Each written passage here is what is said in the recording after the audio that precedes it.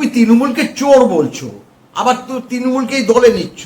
বকলমে এক ঝাঁক এমপি গুলোকে একটা সাইড লাইনে দাঁড় করিয়ে রেখেছো তোমাদের সমর্থন জানাবার জন্য।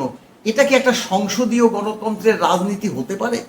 শুভেন্দু বড় বড় কথা বলছিল, প্রধানমন্ত্রী বড় বড় কথা বলছিল, স্বরাষ্ট্রমন্ত্রী বড় বড় কথা বলেছিল। ৪৫ দিনের মধ্যে বেতন কমিশন লাগু হবে, ৪৫ দিনের মধ্যে ডিএ দিয়ে দেওয়া হবে বলেছিল না? সবাই জানে। তাহলে আজকে 2 মাস অতিক্রম করে গেছে। আজকে আমরা এই সরকার, নয়া সরকারের কাছ থেকে কি পেলাম? তৃণমূলের অবস্থা এবার যেভাবে হেরে গেছে এই রাজ্যের মুখ্যমন্ত্রী এবং তার যে ভাইপো, কিছুতেই আর মাথা চাড়া দিয়ে উঠতে পারবে না। মাননীয় মুখ্যমন্ত্রী, বিগত মুখ্যমন্ত্রী, তার কিন্তু যে আচার আচরণ তাতেই বোঝা যাচ্ছে তিনি কতটা আপসেট হবে। কণ্ঠস্বরটা এই একবার যদি দিয়ে দেয় না, অন্যান্য জায়গায় যখন বলেছে সেগুলোই ইমপ্লিমেন্ট হবে। ওর ভয় সেটাই। এখানে স্যার, রাজ্যে বিজেপি ক্ষমতায়, বিজেপির রাজ্য সভাপতি শ্রমিক ভট্টাচার্য তিনি বারবার বলেছিলেন যে বিজেপির তৃণমূলীকরণ হবে না, কিন্তু পরবর্তীতে দেখা গেল 3 জন সাংসদ, রাজ্যসভার সাংসদ বিজেপিতে যোগদান করলেন। যোগদান করার কিছু ঘন্টা পরেই তাদের নাম মনোনীত হলো রাজ্যসভার সাংসদ হিসাবে। এই বিষয়টা আপনি কিভাবে দেখছেন? একদিকে শ্রমিক ভট্টাচার্য বলছেন যে তৃণমূল স্তরে বিজেপির তৃণমূলীকরণ হবে না, আবার ওপরে সেই তার একদম সম্পূর্ণ উল্টো কাহিনী আমরা দেখছি। কিভাবে দেখছেন? দেখুন, ব্যাপারটা এই ঘটনাটা অনেকেই ছি রব তুলেছে। এখন দেখুন, একটা কথা তো পরিষ্কারভাবে প্রচার হয়েছিল, এটা সকলেই জানে, তৃণমূল মানে চোর, তৃণমূল মানেই চোর। তাহলে তো সুকেন্দ্র শেখর বাবু তো চোরের মধ্যেই পড়ে, সুস্মিতা দেবী সেও চোরের মধ্যে পড়ে। তারপরে ওই যে কি নামটা, ওই আরেকজন আছে এমপি, তার নামটাও আছে। তাহলে চোরগুলোকে নিচ্ছে বিজেপি, পরিষ্কারভাবে চোরগুলোকে নিচ্ছে। তুমি বলবে যে এরা চোর, আর সেই চোরগুলোকে নিচ্ছে। অর্থাৎ শ্রমিক ভট্টাচার্যের, আমরা জানি বাধ্যবাধকতার জন্য শ্রমিক ভট্টাচার্যের নিতে হচ্ছে, কারণ কেন্দ্রীয় সরকারের উদ্দেশ্য হচ্ছে লোকসভা এবং রাজ্যসভা তাতে দলে যাতে ভারী হয়, যে কোনো বিল সহজে জিতিয়ে আনতে পারে, বিলগুলোকে পাশ করিয়ে আনতে পারে।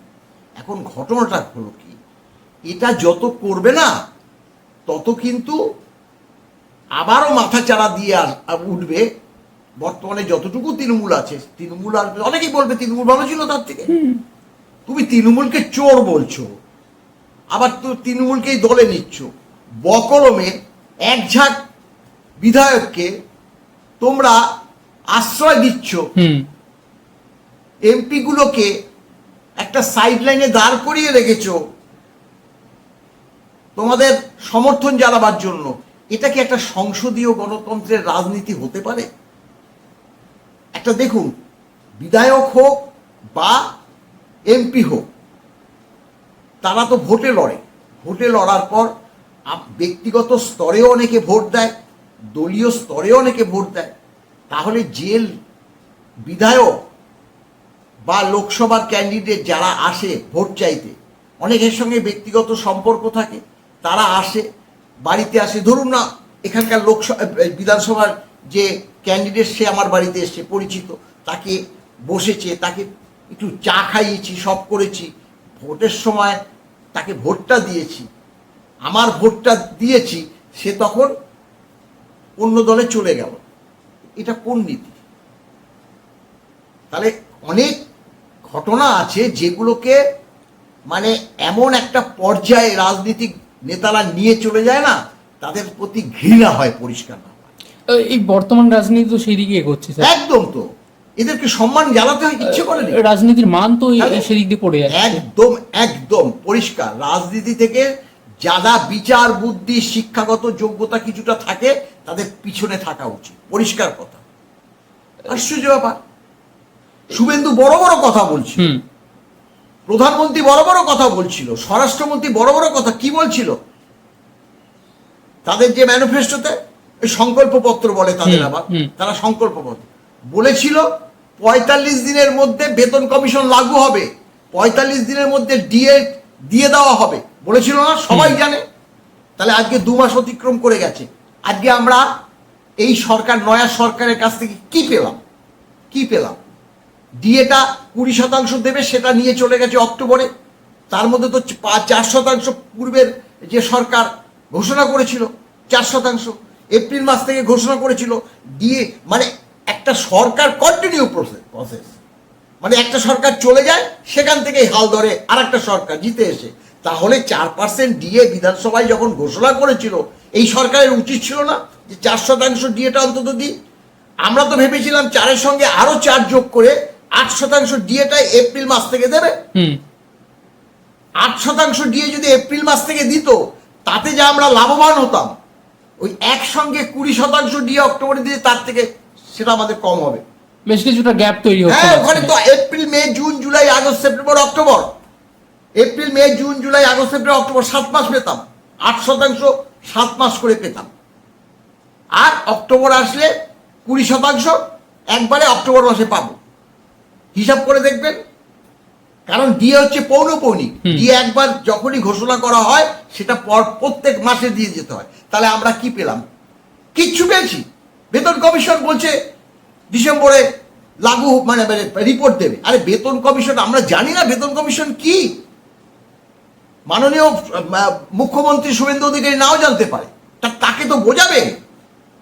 তাদের তো সংগঠন আছে, তাদের তো অন্যান্য যারা ফিনান্স দপ্তর আছে, তারা তো বলবে যে বেতন কমিশন করতে গেলে নোটিফিকেশন জারি করতে হয়, চেয়ারম্যান নিয়োগ করতে হয়, 2 জন কি 3 জন কি 5 জন মেম্বার করবে সেটা ঠিক করতে হয়। তারপরে বেতন কমিশনের চেয়ারম্যান প্রতিটি কর্মচারী সংগঠনকে মেমোরেন্ডাম দিতে বলে।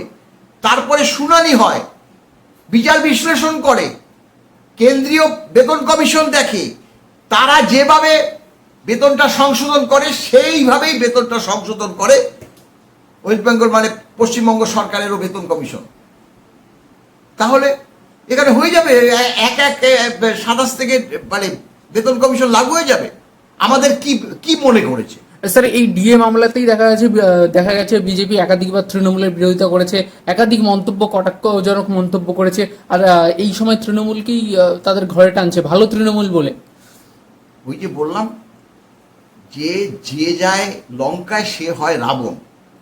তারা এখন মনে করছে যে আমরা যদি ওখান থেকে টেনে নিয়ে চলে আসি, এরা আমাদেরকেই সাপোর্ট করবে, অনেক বিল আছে সেই বিলগুলোকে পাস করতে পারবে, বা তৃণমূলের অবস্থা এবার যেভাবে হেরে গেছে এই রাজ্যের মুখ্যমন্ত্রী এবং তার যে ভাইপো, কিছুতেই আর মাথা চাড়া দিয়ে উঠতে পারবে না।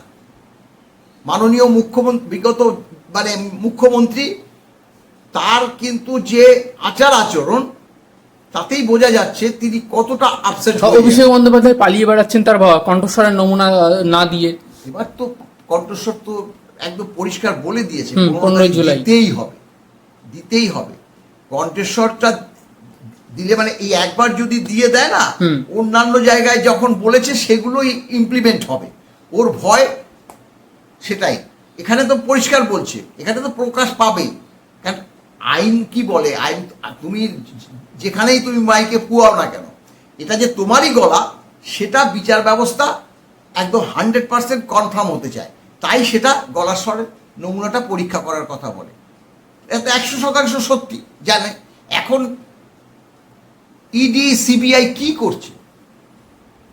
নিচুতলার কর্মীদের সব ধরছে, কিন্তু ও তো একদম চূড়ো দুর্নীতির। তাকে এখনো ধরার মতো কোনো কিছু খুঁজে পেল না, তাকে তো ছেড়ে রেখেছে। রাজনৈতিক কারণেই ছেড়ে রেখেছে। তাহলে